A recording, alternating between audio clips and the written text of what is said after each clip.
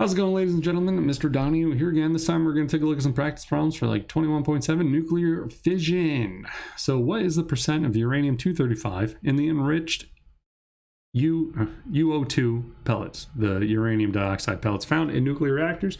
It's 3%. All right. So, yeah, it's 3%. Number 2, what drives the turbines in a nuclear power plant? It's steam. Right, here's a really terrible schematic. We have the nuclear reactor, right? And it gets really, really hot. So we pump in some cool water. It gets really, really hot and it turns into steam. The steam travels to these turbines, which I guess that is a turbine. And it turns the turbine and it produces electricity.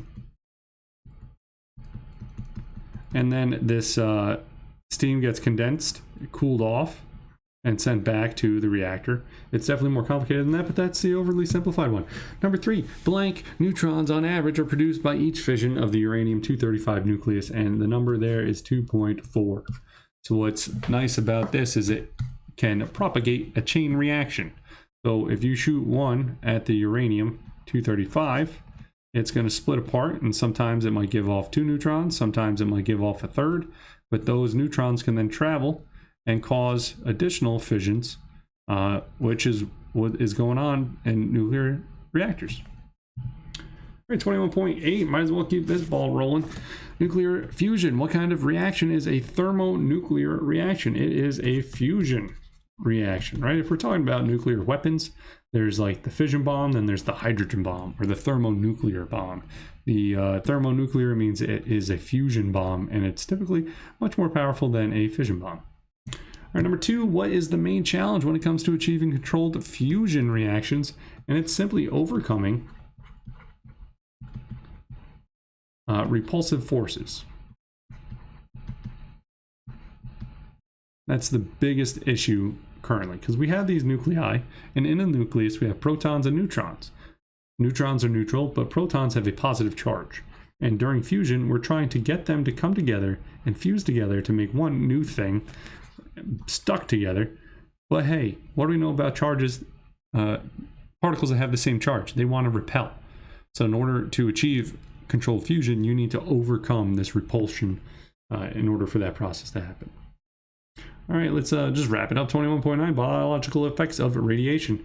Which of the forms of radiation can penetrate the deepest into the body tissue? All right, so the least deep would be like the alpha particle, and then we get into beta particle, and then we have gamma emission is the deepest penetrating of the 3, right?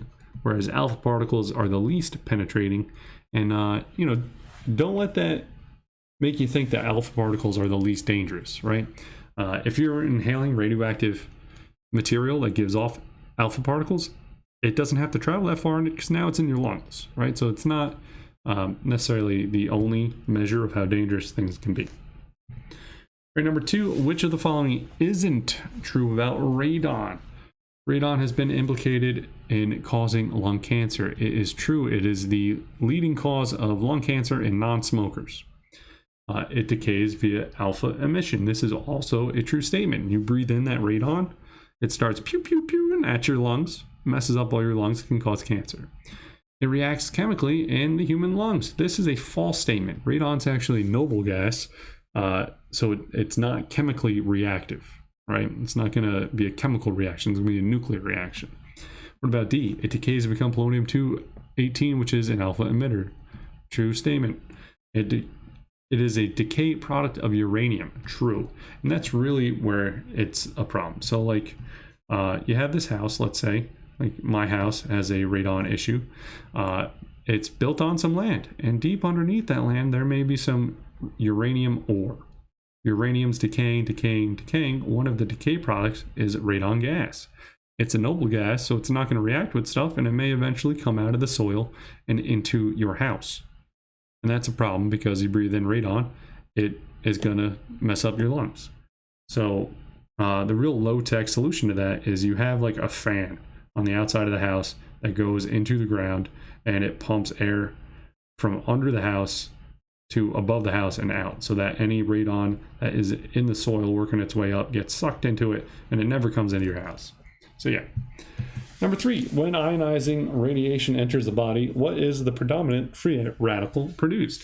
Well, we have H2O all up in our body. In fact, we're mostly this molecule. So when ionizing radiation comes in and reacts with water, one of the free radicals it produces is it goes, hey, we're kicking off this hydrogen and we're going to end up with an OH free radical. So what is a free radical? Well, it has an odd number of electrons.